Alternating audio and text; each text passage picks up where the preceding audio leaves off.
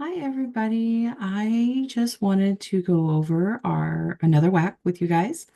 Today, we're going to be going over WAC 110-300-0185. Here we go. Gross. Which covers menus, milk, and food. And it's a pretty short one.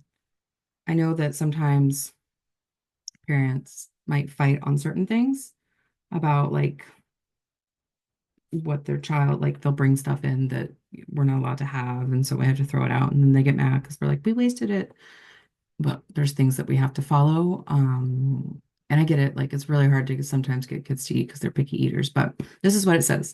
It says to ensure proper nutrition of children in care, an early learning program or provider must comply with the child nutrition requirements described in this section.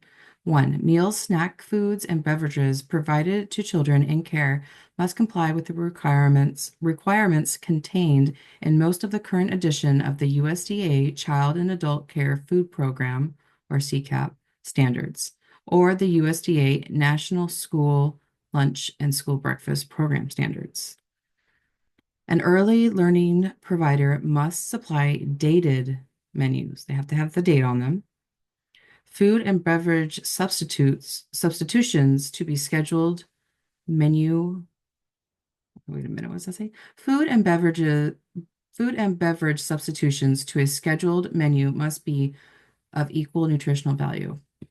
So what that means is if you have to substitute a food that's on the menu because your supplier didn't bring it, or you underestimated or overestimated and you don't have enough, and you can substitute that, but it has to be of equal nutritional value. So like you could change out pasta with rice, for example, but you couldn't change out pasta with applesauce.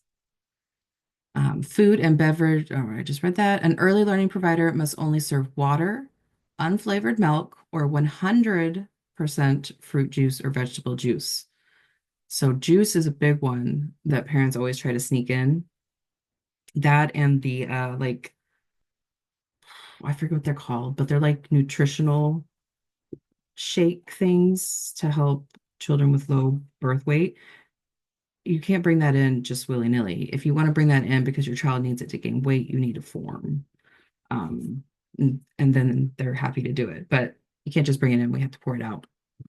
Um, an early learning provider must limit the consumption of 100% fruit juice to no more than 4 to 6 ounces per day for children between 1 and 6 years old, and 8 to 12 ounces per day for children 7 through 12 years old. So even though we can serve 100% fruit juice or vegetable juice, there's a limit to how much we can because of the high sugar content. That's why they don't want children fattening up because of sugar content.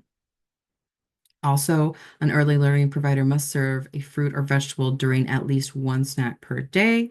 The fruit and vegetable serving may count as one of the two required snack components or as a third snack component. So each snack has to have two components, but if you want to add a fruit and vegetable, you can also add a fruit and vegetable. So like you can have cheese and crackers for one snack and then like apple and peanut butter for the other snack. You have to have at least one fruit or vegetable in the snack options.